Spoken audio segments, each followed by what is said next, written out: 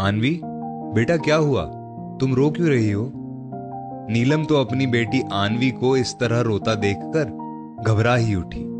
Mummy please, मैं ये शादी नहीं कर सकती। क्यों बेटा, तुम तो हंसी खुशी तरंग से मिलने गई थी। अचानक ऐसा क्या हो गया जो तुम इतना ज्यादा परेशान हो?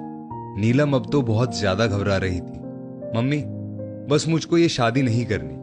बेटा, तुम्हारे पापा ये बात सुनेंगे तो क्या कहेंगे? अब तो शादी की तारीख भी निकल आई है। मम्मी, मैं पापा से भी बात कर लूंगी। और आन्वी भावावेश में अपनी मां नीलम से लिपट गई। नीलम ने आन्वी से अभी कोई बात करना उचित नहीं समझा। उसने मन ही मन सोचा, जरूर कोई बड़ी बात हुई है, वरना आन्वी इतना बड़ा फैसला नहीं लेती। आने दो मनीष को, तभी कुछ बात हो सकती है। और आन्वी बहुत देर तक अपनी मां से चिड़िया के बच्चे के समान चिपकी रही। शाम को जब मनीष ऑफिस से आए, उस समय आन्वी अपने कमरे में थी। आज तो बड़ा सन्नाटा छाया है घर में। हमारी चिड़िया कहाँ है? मनीष प्यार से आन्वी को चिड़िया ही बोलते थे। मनीष, आज पता नहीं अचानक क्या हुआ। और नीलम ने एक एक करके सारी बात मनीष को बता दी। अच्छा, लेकिन ऐसा क्या हो गया? मनीष भी चिंतित हो गए।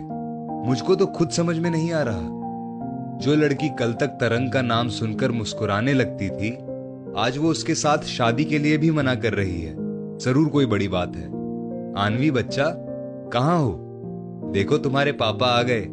मनीष ने बड़े दुलार से आन्वी को आवाज लगाते हुए कहा।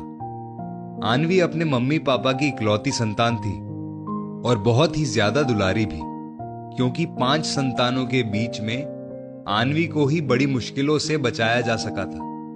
जी पापा आई। आन्वी का चेहरा एकदम उतरा हुआ था।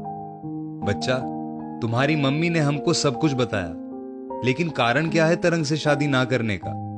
ये हम लोगों को जब तक तुम नहीं बताओगी तो कैसे पता चलेगा? पापा, आप और मम्मी मेरी जान है। मैं आप लोगों के बिना नहीं रह सकती। हाँ, ये बात तो सही है, पर तुमको हमारे बिना रहने के लिए कह कौन रहा है? और हम लोग भी तो कहां तुम्हारे बिना रह सकते हैं। आन्वी ने अपने और तरंग के बीच की सारी बात अपने मम्मी पापा के सामने रख दी। मम्मी, आज जब मैंने तरंग से कहा कि चलो अच्छा है कि मेरी शादी लोकल है, पापा मम्मी को भी अकेलापन नहीं महसूस होगा। जब जी चाहेगा तो चली जाया करूंगी उन लोगों से मिलने।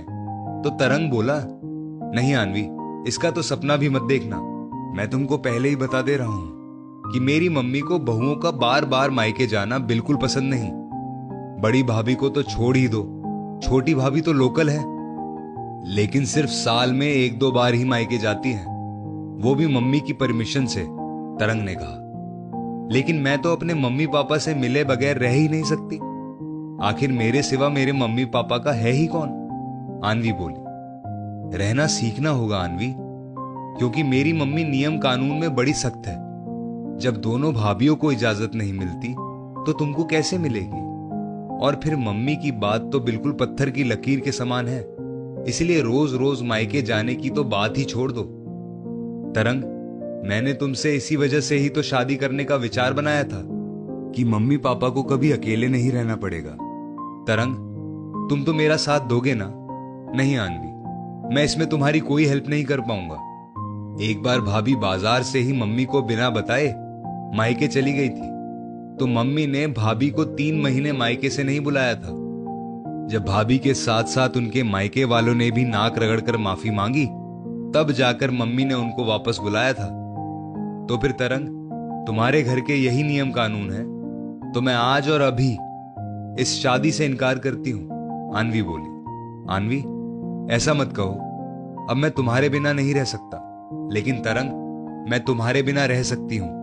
मेरे और पापा मम्मी के बीच में कोई भी नहीं आ सकता। मुझको मेरे मम्मी पापा से मिलने से कोई नहीं रोक सकता। और जिस घर में बहू को अपने मम्मी पापा से मिलने की इजाजत लेनी पड़े, ऐसे घर में तो बहू बनकर जाने से अच्छा है बिन ब्याहे रह जाना। और आन्वी फपक फपक कर रोने लगी। पापा मम्मी, मैं आप लोगों को बिल्कुल भी अकेला नहीं छोड़ सकती। बच्चा, कभी तो अकेले छोड़कर जाओगी ही। मनीष और नीलम दोनों ही आन्वी के साथ साथ रो रहे थे। पापा, लेकिन ऐसे घर में नहीं, जहां ब्याह कर जाने से मेरा मायका ही खत्म हो जाए। नीलम, हमारी बिटिया आज सचमुच बड़ी हो गई है। और आन्वी मुस्कुराकर पापा मम्मी की बाहों में सिमट गई। दोस्तों, इस स्टोरी को लेकर आपकी क्या राय है नीचे कमेंट करके जरूर बताइएगा। और ऐसी ही और भी बेहतरीन वीडियोस के लिए हमारा पेज जरूर फॉलो करें। धन्यवाद।